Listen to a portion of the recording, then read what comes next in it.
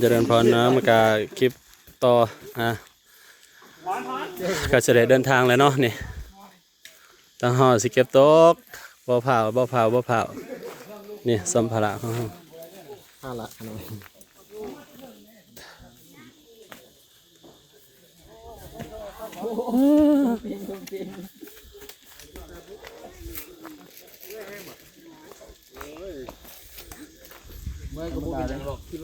จะได้สิไปอยู่บ่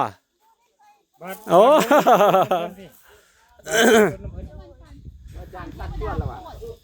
มีตุนก็สิไปวะหรือจะไหน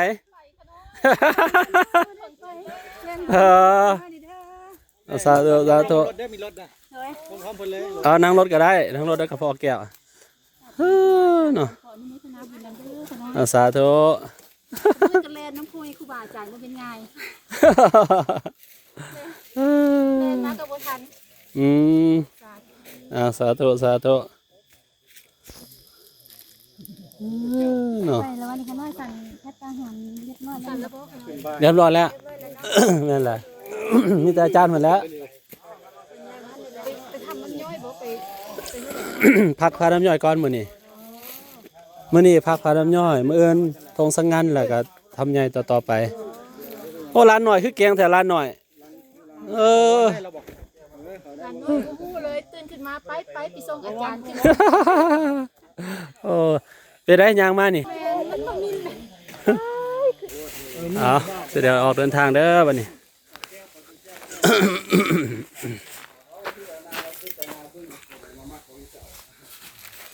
ไป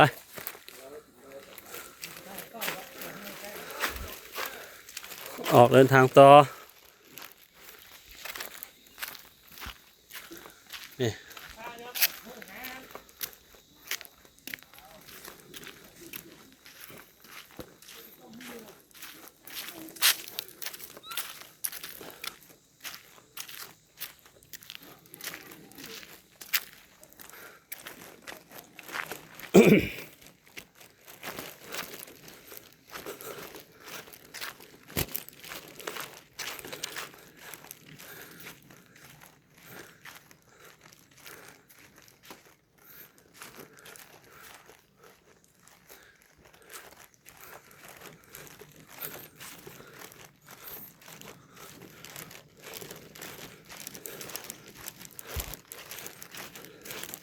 อันนี้จะไปเบิ่ง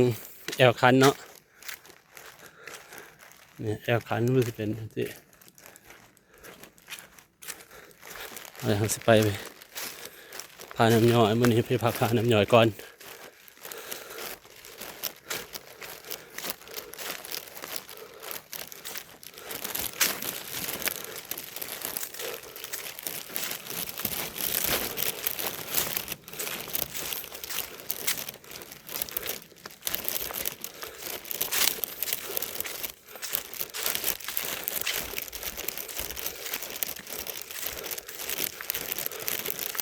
โอ้รถก็บนได้เที่ยวดนเลยตัวทางนี้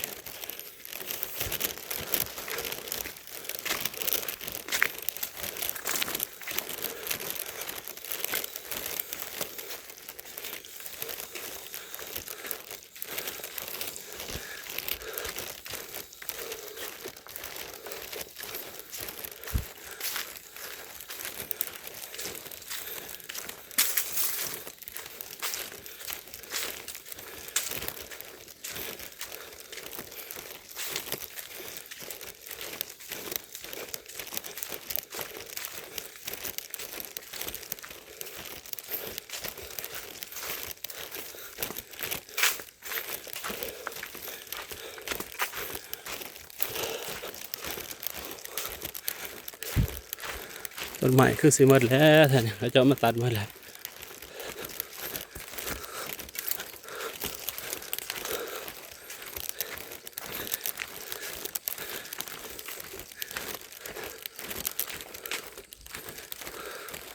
ขังงัวเขาจะเนาะ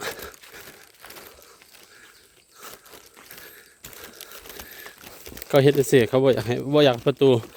งัวมันบ่กล้าเหยียบ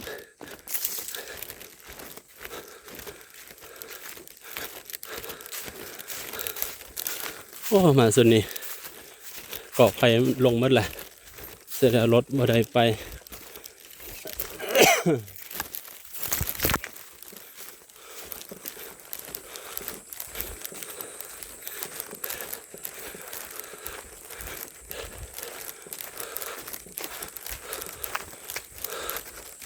เดี๋ยวนี้เขาบ่ไปเด้อ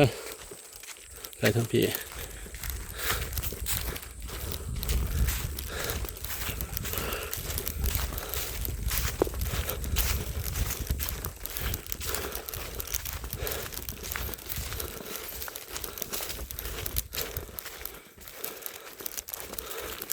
นี่มันจะมีภูผา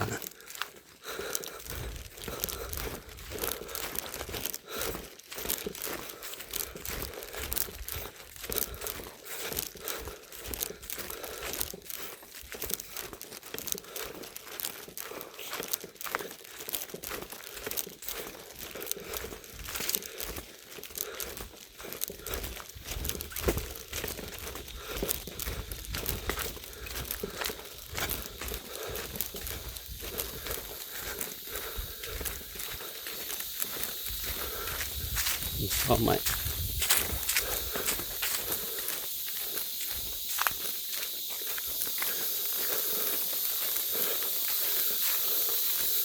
อาจารย์เป็นสิไปทางลัดป้อนหรือสิไปจังไดเนาะ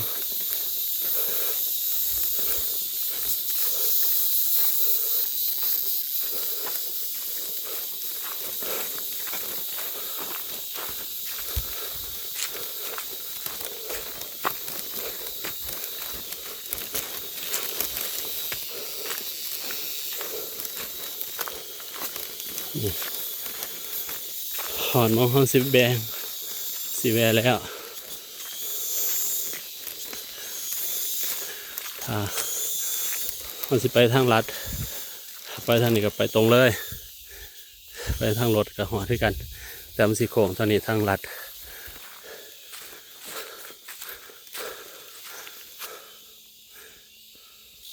นี่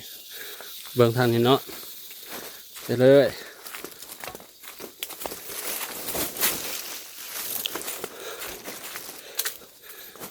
เกินกันหมดหลายเลยทางตลาดกับทางโค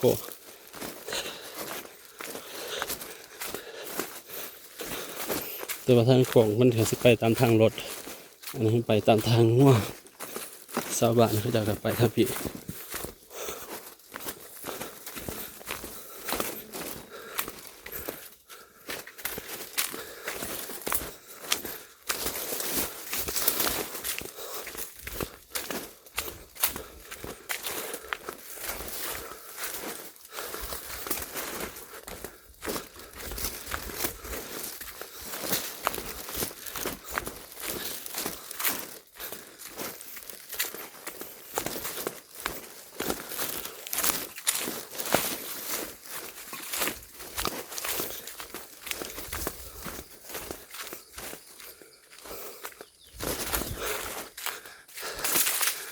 นี่แหละเนาะเสียนตามผา